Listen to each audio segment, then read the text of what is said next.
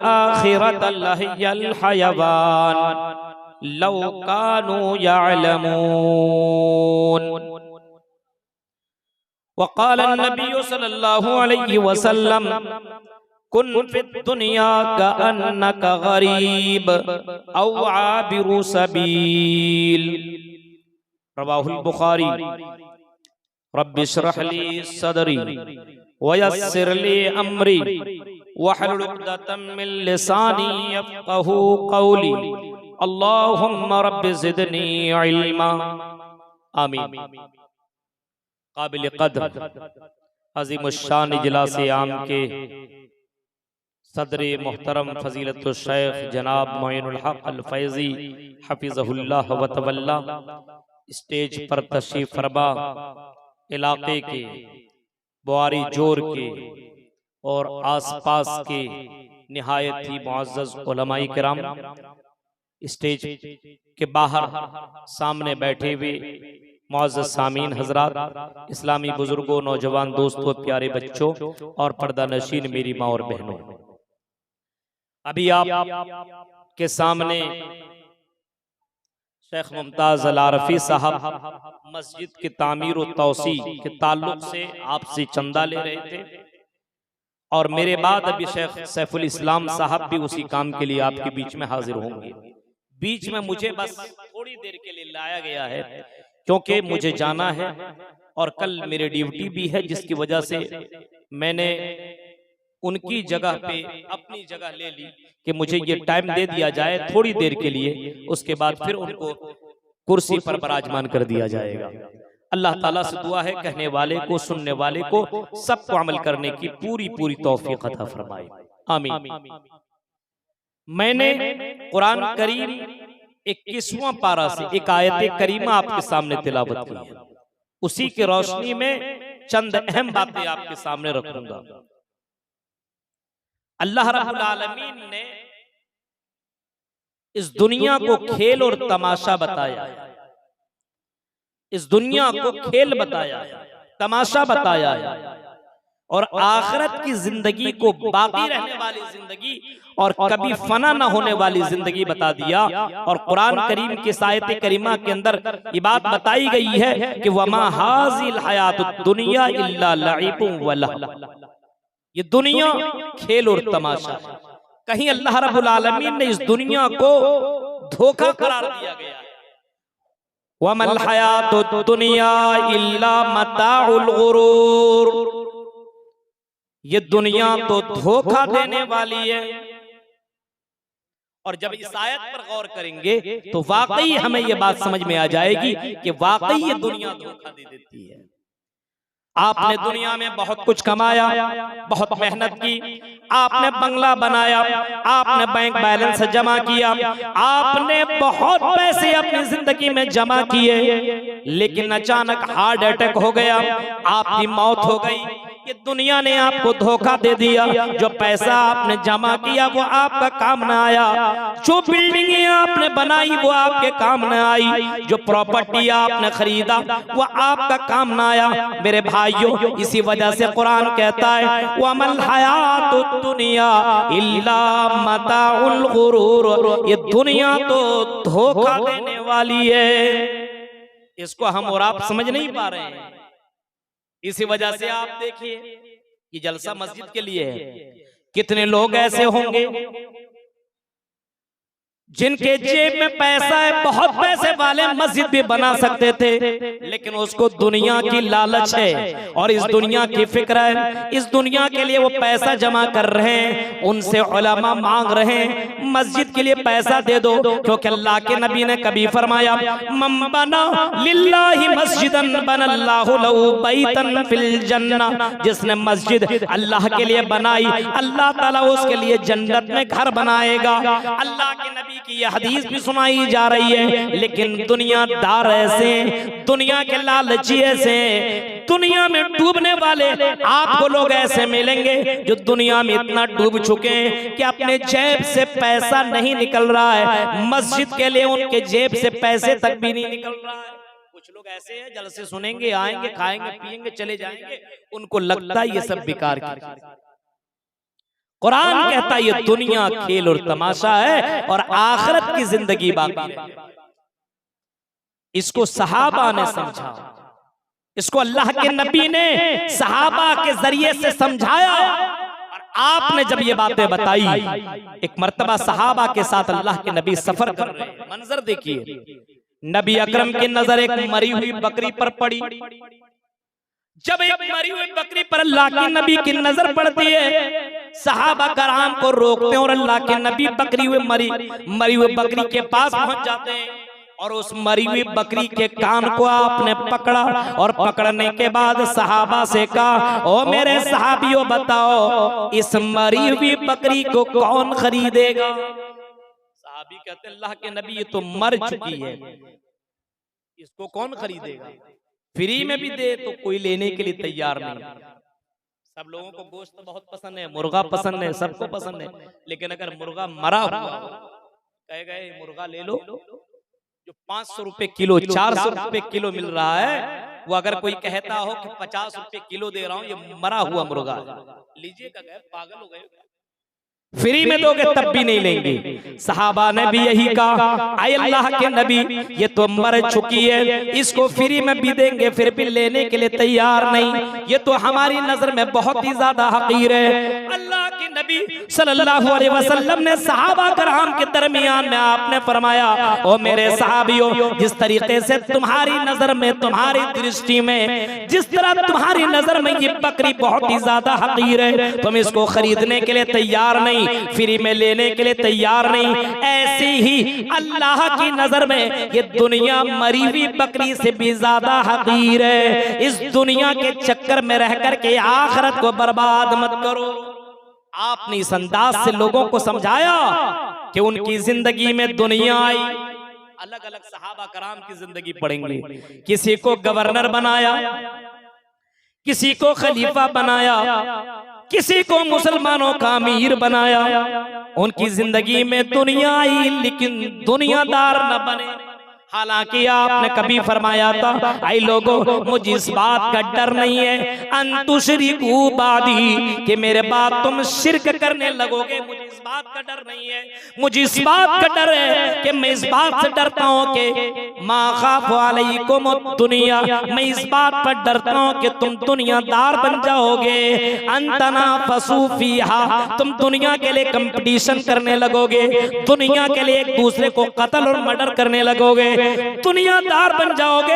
अल्लाह के नबी सल्लल्लाहु अलैहि वसल्लम ने यह भी फरमाया, कभी आपने इस अंदाज से लोगों को फरमाया कि मेरी उम्मत में एक बीमारी होगी जिसका नाम वहन होगा। सहाबा कराम कहते हैं अल्लाह के नबी ये वहन कौन सी बीमारी है? आपने फरमाया हुब्बुद दुनिया व कराहियतुल मौत, दुनिया से इनको बड़ी मोहब्बत हो जाएगी और आखिरत से इनको नफरत हो जाएगी, आखिरत से ये दूर भागने लगेंगे। आज दुनिया को आप देखिए, दुनिया वालों को, अपने समाज, अपने लोगों को, अपने परिवार और अपने इलाके के लोगों के ऊपर नजर दौड़ाएंगे तो आपको ये बात बिल्कुल क्लियर हो जाएगी कि लोग दुनिया से मोहब्बत इतना करने लगे हैं कि दुनिया दुनिया कर रहे हैं और आखिरत को भूल। सहाबा ऐसे नहीं थे, अल्लाह के नबी ऐसे नहीं थे, नबी के सहाबा ऐसे नहीं थे। आप हजरत अबू उबैदा बिन जर्राह की सीरत उठाइए। हजरत अबू उबैदा बिन जर्राह को अल्लाह के नबी सल्लल्लाहु अलैहि वसल्लम के दौर में अल्लाह के नबी ने हजरत अबू उबैदा को जन्नती करार दिया। या अबू उबैदा बिन जर्राह वो सहाबी हैं जो अशरा मुबशरा के अंदर शामिल हैं। हजरत उमर फारूक ने अबू उबैदा बिन जर्राह को मुल्क शाम का गवर्नर बनाया। मुल्क शाम, और मुल्क शाम उस जमाने में बहुत ही पैसे वाला मुल्क था, रेल पे पैसों का, उस जगह का गवर्नर बनाया। किनको? हजरत अबू उबैदा बिन जर्राह को मुल्क शाम का गवर्नर बनाया। बताइए, गवर्नर, इतनी बड़ी डिग्री, इतनी बड़ी कुर्सी, आपके इलाके में किसी को मुख्यमंत्री यहाँ का झारखंड बना दिया जाए, अब बताइए उसकी पोजीशन क्या होगी। एक आम नेता की क्या पोजीशन हो जाती है, एक मुखिया की कौन सी पोजीशन बन जाती है, वो आप देख सकते हैं। जो इस कुर्सी पर विराजमान होता है वो कैसे दुनियादार बन जाता है। आपकी नजरों से ये कोई चीज छिपी और ढकी हुई नहीं है, आप इस बात को देख रहे हैं। लेकिन अबू उबैदा बिन जर्राह की सीरत पढ़िए। मुल्क शाम का गवर्नर बनाया। हजरत उमर फारूक ऐसा नहीं थे कि सिर्फ आपने गवर्नर की डिग्री दे दी, बल्कि हजरत उमर फारूक अबू उबैदा बिन जर्राह की जहां की डिग्री दी थी, मुल्क शाम को देखने के लिए गए। चलो मैंने मुल्क शाम का गवर्नर अबू उबैदा बिन जर्राह को बनाया है, जरा जाकर के देखो मुल्क शाम के हालात क्या है। हजरत उमर फारूक मुल्क शाम पहुंचे, अबू उबैदा बिन जर्राह को बुलाया। आए अबू उबैदा बिन जर्राह, मुझे मुल्क शाम घुमाइए, दिखाइए। अलग अलग पैलेस, अलग अलग जगहों पे लेके गए। यहाँ ये है, यहाँ ये है, यहाँ ये है, सब कुछ बताया गया। जब कुछ दिन हो गए, उमर फारूक कहते हैं अबू उबैदा बिन जर्राह, मैंने तुम्हें गवर्नर बनाया, कहा कि हाँ। आए अबू उबैदा बिन जर्राह, मैं तुम्हारे पास आया हूँ। आए अबू उबैदा, क्या तुम अपना घर, अपना मकान नहीं दिखाओगे? अब हम यहीं पे आते हैं तो जाहिर सी बात, किसी से बहुत दोस्ती, बहुत ताल्लुकात हो तो उससे जरूर कहते हैं अपना घर तो लेकर चलिए। हजरत उमर फारूक ने अबू उबैदा बिन जर्राह से यही कहा, आई अबू उबैदा बिन जर्राह, अपना घर तो दिखाओ। अबू उबैदा बिन जर्राह कहते हैं, आई अमीरुल मोमिनीन, मेरा घर मत देखिए। अमीरुल मोमिनीन कहते हैं, क्यों? इतना ये मालदार मुल्क है और यहाँ के तुम गवर्नर हो। अमीरुल मोमिनीन के दिल में ये ख्याल आ रहा है कि अबू उबैदा बिन जर्राह के पास भी बहुत पैसा आ गया होगा, इनकी बिल्डिंग भी बहुत ही खूबसूरत होगी, इनका घर भी बड़ा शानदार होगा, क्योंकि मुल्क शाम इतना खूबसूरत है तो इनका मुल्क भी, इनका घर भी बड़ा खूबसूरत होगा। अबू उबैदा बिन जर्राह से जब बहुत ज्यादा जिद करने लगे अमीरुल मोमिनीन, तो हजरत अबू उबैदा तैयार हो गए और हजरत उमर फारूक से कहते हैं, चलिए आपको मैं अपना मकान दिखाता हूं। लेकर के जाने लगे। जब शहर के अंदर एंट्री किए, अमीरुल मोमिनीन को लगा कि यहाँ का सबसे बड़ी जो बिल्डिंग है, सबसे बड़ा जो बंगला है, वही बंगला ये अबू उबैदा बिन जर्राह का होगा। लेकिन जैसे जैसे इन तमाम बिल्डिंगों को क्रॉस करते चले गए, वो शहर को पार करते चले गए, अमीरुल मोमिनीन कहते हैं, अबू उबैदा बताओ, ये शहर तो गुजर रहा है, तुम्हारा घर कौन सा है, तुम्हारा मकान कौन सा है, बताओ। अबू उबैदा कह रहे हैं, जरा और आगे चलिए, शहर खत्म। हजरत उमर फारूक कहते हैं, अब तो बताओ कहाँ है? कहा कि जरा और आगे चलिए। शहर से बाहर निकलते हैं, एक झोपड़ी पर नजर पड़ती है। अबू उबैदा कहते हैं, अमीरुल मोमिनीन, वो झोपड़ी जो नजर आ रही है, वो जो घर दिख रहा है, वही मेरा घर है। अमीरुल मोमिनीन वो समझ में नहीं आ रहा है, इतना बड़ा मुल्क और इस मुल्क के गवर्नर अबू उबैदा है और शहर के अंदर मकान भी नहीं बनाए और एक झोपड़ी में रह रहे हैं। अंदर दाखिल होते हैं, घर के अंदर कोई सामान नहीं है, एक मुसल्ला रखा हुआ है। अमीरुल मोमिनीन की आंखों में आंसू आ जाते हैं और पूछते हैं, आए अबू उबैदा बताओ, तुम इस घर में आकर के खाना कैसे खाते हो? सोते कहाँ हो? न तकिया है, न बिस्तर है, कुछ है ही नहीं, तो तुम यहाँ पे तुम्हारा गुजारा कैसे होता है? कहने लगे, अमीरुल मोमिनीन, जब मैं घर में आता हूँ, ये मुसल्ला जो आपको दिखाई दे रहा है, मैं वजू बनाता हूँ, इसमें नमाज पढ़ लेता हूँ और इसी में मैं आराम करने के लिए लेट जाता हूँ। मेरे लिए यही बिस्तर है और यही मुसल्ला है। खाना कहाँ खाते हो? हजरत अबू उबैदा ने हाथ ऊपर किया और वहां से एक बर्तन निकाला और उस बर्तन के अंदर कुछ रोटियां भिगी हुई थी। अमीरुल मोमिनीन को कहने लगे, अमीरुल मोमिनीन एक खातून है जिसको मैंने रोटियां बनाने का हुक्म दे दिया है, वो चंद रोटियां बना करके मुझे दे देता है, मैं 2-4 दिनों के लिए रोटियां बनवा लेता हूँ और रोटियों को मैं इस बर्तन में रख देता हूँ। जब मैं आता हूँ तो इसी बर्तन से निकाल करके चंद रोटियां खा लेता हूँ, यही मेरा कुल सामान है। अमीरुल मोमिनीन की आंखों में आंसू आ गए और कहने लगे, आए अबू उबैदा, अगर तू जन्नत में नहीं जाएगा तो कौन जन्नत में जाएगा? जिसके पास दुनिया आई लेकिन दुनिया को नहीं अपनाया।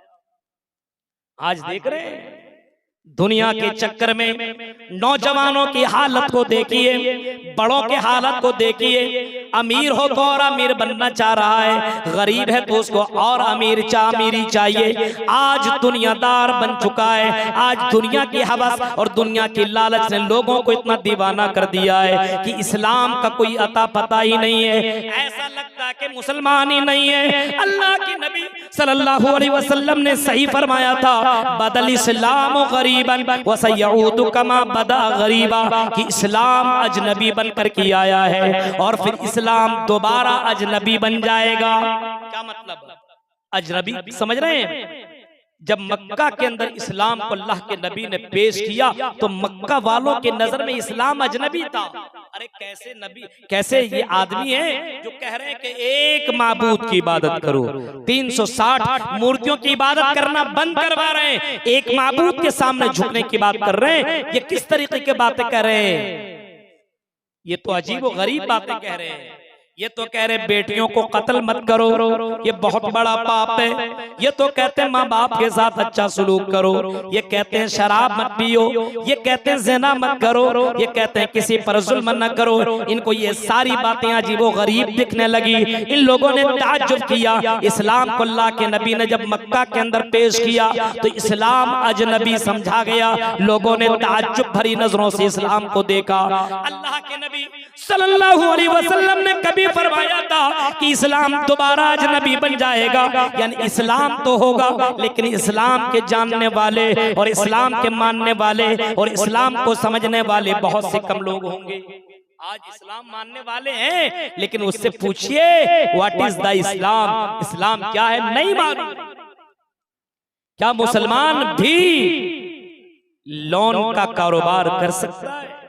क्या मुसलमान भी हरामखोरी कर सकता है, ज़िनाकारी कर सकता है, जलसों में आकर के गलत काम कर सकता है? क्या इस्लाम की तालीमात यही है कि कुरान की आयतें पढ़ी जाए और इसके बावजूद कुरान सुनने के बजाय कहीं और बैठ करके चाय की चुस्की ली जाए? फरमाया इस्लाम दोबारा अजनबी बन जाएगा। आज वाकई इस्लाम अजनबी बन चुका है। इस्लाम के ऊपर अलग अलग हमले हो रहे हैं।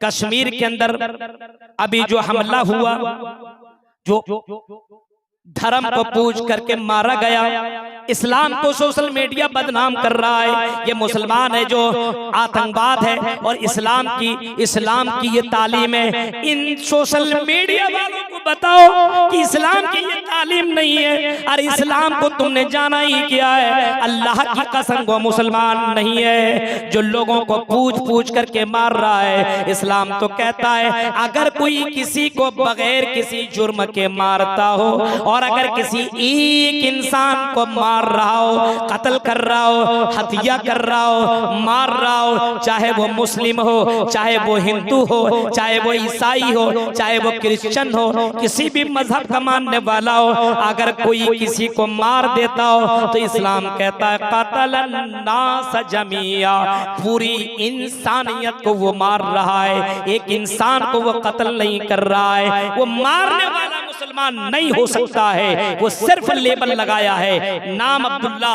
अब्दुल रहमान रख देने से मुसलमान नहीं होता है। उसको इस्लाम की जानकारी नहीं, इस्लाम को बदनाम किया जा रहा है।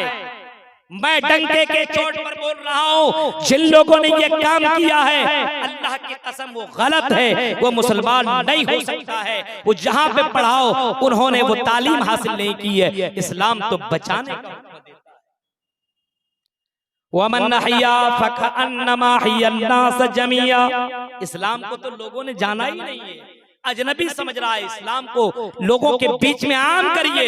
इस्लाम की तालीम तो ये है कि अगर कोई किसी को बचाता है, इंसान छोड़िए, एक जानवर को अगर कोई बचा रहा है, इंसान छोड़िए जानवर, अगर इस गर्मी के मौसम में जानवर को भी पानी अगर पिला रहा है तो मेरे भाई वो जन्नत वाला काम कर रहा है। आपने वो हदीस नहीं सुनी है कि एक फाहिशा, एक गलत काम करने वाली औरत, तवाइफा, जिस्म बेचने वाली एक औरत, एक खातून, एक लड़की कहीं से गुजर रही थी, उसकी नजर पड़ी कुत्ते के ऊपर, और कुत्ता ऐसा कि मारे प्यास के अपनी जबान को बाहर निकला हुआ है और निकाला हुआ है, और प्यास के मारे उसकी हालत खराब है। उस लड़की के दिल में ख्याल आया चलो कुत्ते को पानी पिला दिया जाए। वो लड़की ने अपने पैर का मोजा या जूता निकाला और अपने उस चमड़े के मोजे को पानी के अंदर भिगोया और उस कुएं से पानी निकाला, अपने दुपट्टे से बांध करके पानी निकाला और पानी को कुत्ते के मुंह में डाल दिया, पानी पिला दिया। कुत्ता को प्यास जो लगी हुई थी, कुत्ता आराम से वहां से निकल जाता पानी पी लेने के बाद। अल्लाह के नबी फरमाते हैं इस अदा की बुनियाद पर अल्लाह ताला ने उस तवाइफ औरत को अल्लाह ताला ने जन्नत के अंदर दाखिल कर दिया।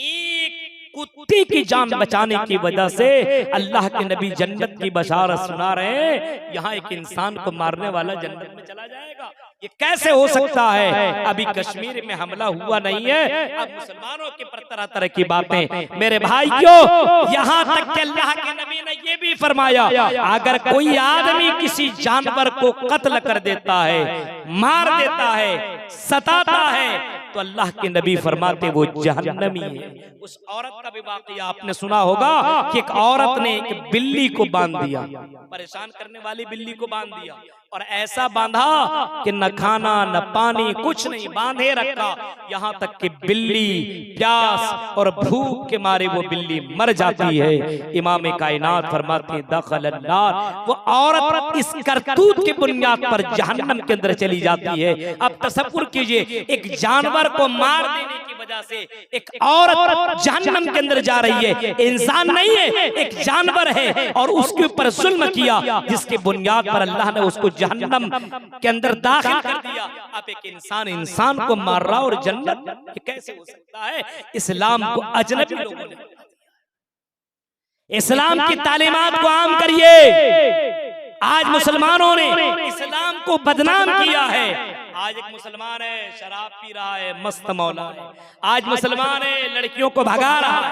आज मुसलमान है खुल्लम खुल्ला चोरी कर रहा है, डकैती कर रहा है, मस्जिदों में जाकर के मस्जिदों के पैसों को चुरा रहा है। मेरे भाइयों, ये कौन सा इस्लाम है? अल्लाह के नबी फरमाते हैं कि दोबारा इस्लाम अजनबी। आज हमने इस्लाम को अजनबी। मेरे भाइयों, इस्लाम जिंदा था, इस्लाम जिंदा है और इस्लाम जिंदा रहेगा। इस्लाम की तालीमात को बढ़ाने की जरूरत है, लोगों में आम करने की जरूरत है। इस सोशल मीडिया को बताओ कि इस्लाम की तालीम नहीं है, ये जिसने भी किया है गलत किया है। अल्लाह की कसम, वो मुसलमान नहीं हो सकता है, वो जन्नत के अंदर दाखिल नहीं हो सकता। ऐसा काम करने वाला जन्नत में जा नहीं सकता है। मेरे प्यारे साथियों, इस्लाम को बदनाम किया जा रहा है। बदल इस्लाम गरीबन व सयऊदु कमा बदा गरीबा। एक जमाना ऐसा आएगा कि इस्लाम फिर से दोबारा अजनबी बन जाएगा। आज इस्लाम अजनबी हो चुका है। आज जनाजे की दुआ किसी से पूछिए नहीं मालूम, सवारी की दुआ पूछिए नहीं मालूम, बाजार में जाने की दुआ पूछिए नहीं मालूम, इजलास में मजलिस में बैठने की दुआ पूछिए नहीं मालूम, मजलिस के इख्तिताम की दुआ पूछिए नहीं मालूम, बीवी से मिलने की दुआ पूछिए नहीं मालूम, कुछ नहीं मालूम। पूछिए क्या हो तुम, बोलेगा आई एम मुस्लिम। और इतना ही नहीं, मैं अहले हदीस हूँ। ये कौन से अहले हदीस हूँ? मेरे भाइयों, समझ में बात नहीं आती है। अल्लाह के नबी फरमाते हैं फतूबा लिल गुरबा, अजनबियों के लिए बशारत है। सहाबा पूछते हैं वमल गुरबा या रसूल अल्लाह, आए अल्लाह के नबी ये अजनबी कौन लोग हैं और किन के लिए आप जन्नत की बशारत सुना रहे हैं? अल्लाह के नबी फरमाते हैं अल्लज़ीना युस्लिहूना इदा फसदन नास। जब समाज के अंदर बहुत ज्यादा बुराइयां फैल जाएंगी, समाज के अंदर गंदगियां फैल जाएंगी, ऐसे वक्त में कुछ लोग आएंगे जो इस्लाह का काम करेंगे, जो दीन का काम करेंगे, जो अच्छा काम करेंगे, जो जन्नत में जाने वाले अमाल बताएंगे, जो जहन्नम से बचने वाले अमाल बताएंगे। ऐसे लोगों के लिए जन्नत की बशारत है, ऐसे लोगों के लिए खुशखबरी है। मेरे प्यारे साथियों, ये मस्जिदें जो बनाई जा रही है, इन मस्जिदों से भी तो अल्लाह का पैगाम आम होगा।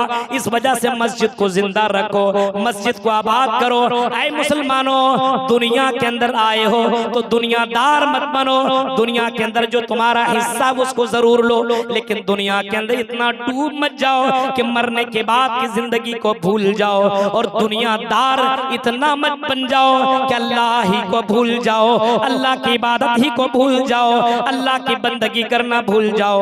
अल्लाह के नबी सल्लल्लाहु अलैहि वसल्लम ने बाकायदा कई मर्तबा लोगों से आपने फरमाया कि लोगों, ये दुनिया मोमिन के लिए कैद खाना है। दुनिया सिजनुल लिल मोमिन, ये दुनिया मोमिन के लिए जेल है, कैद खाना है। काफिर के लिए जन्नत है। आज मुसलमानों ने इसको जन्नत बना दिया। जलसा में भी आता है वही वाला काम, शादी ब्याह में देखिए वही मामला, मर्द औरत का मामला देखिए वही मामला।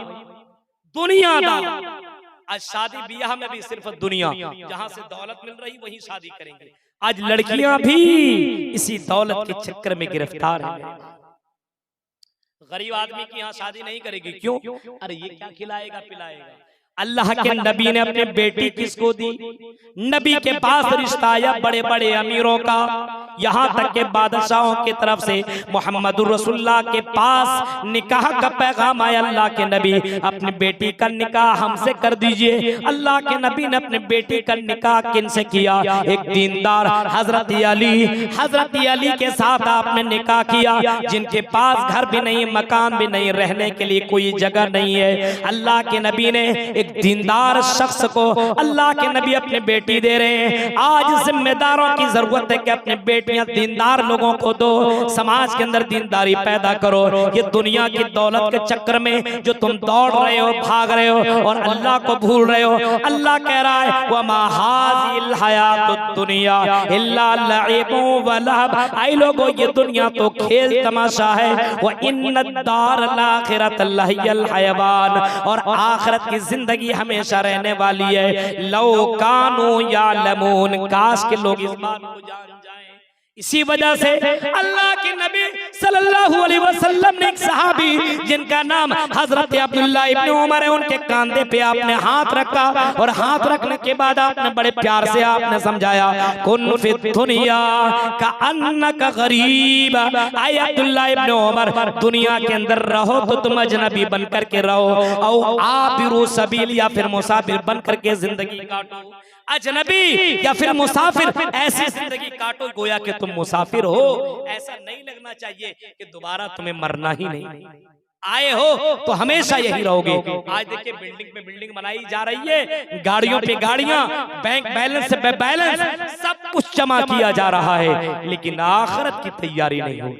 मस्जिद के लिए जलसा है और उसमें भी सियासत। आपने जो दिया वही काम आने वाला है, और लेने वाला क्या कर रहा है, अगर गलत करेगा तो वो भुगतेगा, वो उसकी जिम्मेदारी है। लेकिन आपने दे दिया, अल्लाह ने लिख लिया। मेरे भाइयों, आपकी नेकियों में कोई कमी आने वाली नहीं है। मस्जिद के लिए अगर चंदा मांगा जा रहा है तो आप इतना चंदा दे दीजिए कि अल्लाह की यहाँ जाइए तो बाकायदा फख्र के साथ बोलिए कि अल्लाह तेरा घर बन रहा था और तेरे घर के लिए मेरे पास 100 ही रुपया था, मैंने 100 रुपया निकाल कर, शायद की याद अल्लाह को पसंद आ जाए। मेरे भाइयों, तो दुनियादार बनने की जरूरत नहीं। दुनिया आई लेकिन दुनिया लेने की कोशिश न की। एक मंजर बयान करके मैं अपनी बात को खत्म करता हूं। आपने नाम सुना होगा सालिम बिन अब्दुल्लाह का। ये कौन है? हजरत उमर फारूक के ये पोते हैं सालिम बिन अब्दुल्लाह। ये खाने काबा में तवाफ करने के लिए आए हुए हैं उम्रा की नीयत से, और उसे खाने काबा के अंदर हिशाम बिन अब्दुल मलिक भी खाने काबा का तवाफ कर रहा है। हिशाम बिन अब्दुल मलिक खाने काबा का चक्कर लगा रहा है। लोगों की भीड़ हिशाम बिन अब्दुल मलिक के साथ है, क्योंकि वो खलीफतुल मुस्लिमीन है, वो अमीरुल मोमिनीन है। लेकिन क्या देखता खलीफतुल मुस्लिमीन कि अचानक लोगों की भीड़ हमसे दूर होती हुई जा रही है, और सालिम बिन अब्दुल्लाह जो कि नौजवान लड़का है, नौजवान आदमी है, उनके साथ लोगों की भीड़ हो जाती है और सालिम बिन अब्दुल्ला अल्लाह का नाम ले रहे हैं और दुआ करते हुए खाने काबा का तवाफ कर रहे हैं। लोगों से पूछा सालिम बिन अब्दुल्ला के बारे में, ये कौन है? लोगों ने बताया सालिम बिन अब्दुल्ला है, ये उमर फारूक के पोते हैं, बहुत ही दीनदार हैं, मुत्तकी हैं, मुहद्दिस हैं, ये हदीस बयान करने वाले ये आलिम दीन है। इसी वजह से लोगों की भीड़ सालिम के साथ जुड़ चुकी है। हजरत सालिम बिन अब्दुल्ला को जब देखा और गौर से देखा तो कपड़े पुराने, जूता हाथ में लिए हुए है, वो भी पुराना सा जूता पहने हुए। अमीरुल मोमिनीन उनके पास पहुंचे और पहुंचने के बाद कहते हैं सल्ली हाजा, आए आए सालिम बिन अब्दुल्ला, ये बताइए कोई जरूरत है तो मांगना है तो मांग लीजिए। सालिम बिन अब्दुल्ला कहते हैं मैं अल्लाह के घर में तुझसे मांगू? नहीं, मुझे शर्म आ रही है। इन्नी अस्तही मिन अल्लाह अन यसअल फी बैती गैरा, मुझे इस बात की शर्म आ रही है कि मैं अल्लाह के घर में होते हुए तुझसे मांगू। अमीरुल मोमिनीन को गुस्सा है, मैं दे रहा हूं, ले नहीं रहा है। खाने काबा से निकले, वहां पकड़ा, आए सालिम मैं अमीरुल मोमिनीन हूं, अगर तुम्हें दौलत चाहिए तो बोलो, कोई जरूरत है तो बोलो। अमीरुल मोमिनीन के इस सवाल का जवाब में सालिम बिन अब्दुल्ला कहते मेरी कौन सी जरूरत पूरी कर सकते हो? कहने लगे दुनिया की जरूरत मैं पूरी कर सकता हूँ, आखिरत की जरूरत तो मैं पूरी नहीं कर सकता। सालिम बिन अब्दुल्ला का जवाब सुनो बुआरी जोर के लोगों और दुनियादार बनने वालों। सालिम बिन अब्दुल्ला ने कहा मा सअल्तु दुनिया मन यमलिकुहा फकैफा सलुहा मन ला यमलिकुहा। आए हिशाम बिन अब्दुल मलिक, आए खलीफा, आई अमीरुल मोमिनीन, मैंने दुनिया तो उससे भी ना मांगी, ये जो दुनिया का मालिक है मैंने उस अल्लाह से मांगी है, वो आखिरत मांगी है और आखिरत का तू तो मालिक ही नहीं है। दुनिया देने वाले आए लेकिन दुनिया नहीं लिया, उनको आखिरत की जरूरत थी, जन्नत चाहिए था, जन्नत मिल रही है।